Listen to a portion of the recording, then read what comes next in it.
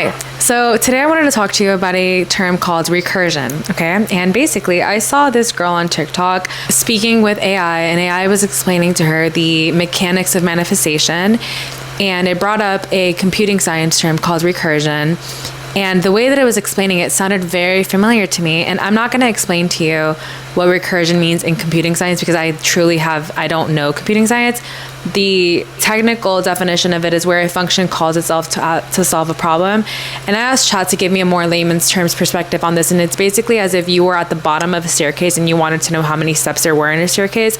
You would send yourself up the staircase and call back down the answer to the original function, right? So like, you go up one, you say, hey, there's one, then you go up two, there's two. You keep on going up the step until you reach the top, and then you have your answer, right? And so this was really fascinating to me because not only is there a theory that we are living in a simulation, that we're little computers, but also what recursion basically is loops, cycles, and patterns to gather information, right? So the difference between recursion in computing science and human beings is that humans, we tend to be in the same loops, patterns, and cycles, but we're not necessarily aware of the fact that we can optimize if we integrate the information. Computers, they're optimizing, they're gathering information, they're bringing it back to the common denominator and going forth again with new knowledge, right?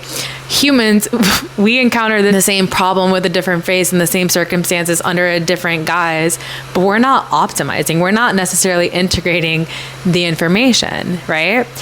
And so how this correlates with like the manifestation community, for example, which I love because I love the encouragement and the positivity that there is in the manifestation community. However, I think that there's a lot of emphasis on the positive and how you have the ability to create your reality and this and the third without really paying attention to the fact that just as much power as we have to manifest the positive, the negative circumstances in our life have also been brought upon who we are.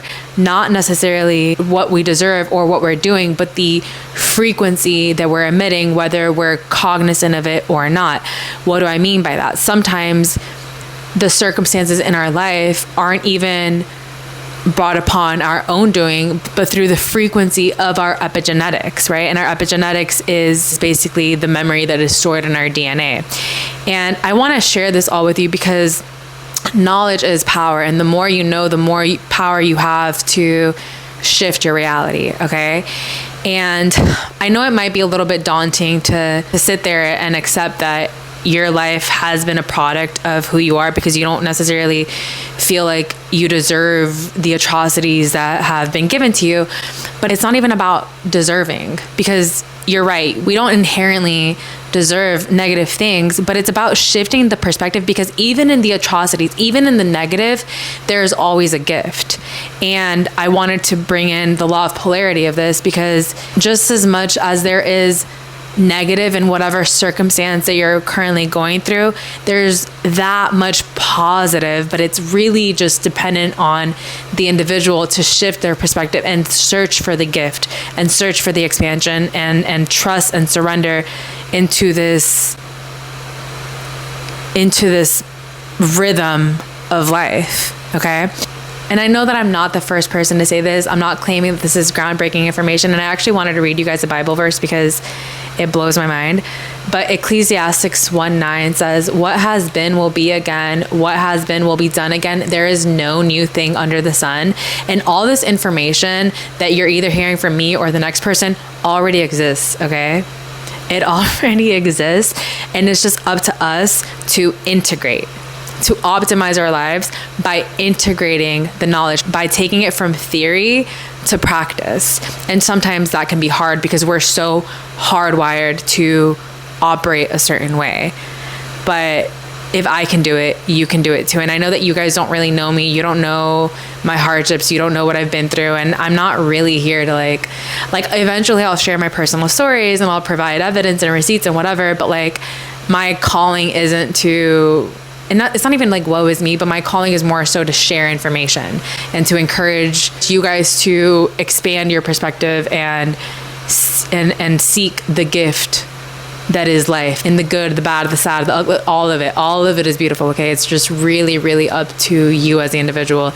It's just really, really up to you as the individual to shift your perspective and to understand that you really do have the power to call in and to create whatever it is that you want out of life. But you really just have to take radical responsibility of yourself and your subconscious programming and all of that. And I know you guys are going to ask me, okay, how do I do that?